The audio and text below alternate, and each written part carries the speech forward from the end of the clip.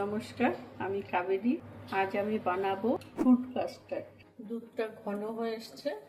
আমি এখানে half litre দুধে বসছি। চিনিটা দিয়ে দেব। চিনিটা এখন গলে গেছে। এখানে 2 চামচ কাস্টার্ড পাউডার আছে।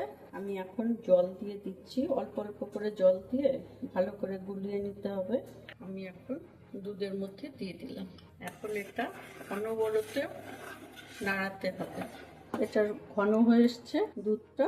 এখন আমি গ্যাসটা অফ করে দিচ্ছি। দুধ ঠান্ডা করে নিয়েছি। আম দিয়ে দিচ্ছি, আঙুর দিয়ে দিলাম, বেদানা দিয়ে দিচ্ছি, পেয়ারা দিয়ে দিচ্ছি। এখন আমি এটা মিশিয়ে নিচ্ছি। আমার তৈরি হয়ে গেল। এখন আমি এটা ফ্রিজে রেখে দেবো 1 ঘন্টার জন্য। ফ্রিজ থেকে বার করে আনলাম। এখন আমি সার্ভ করব।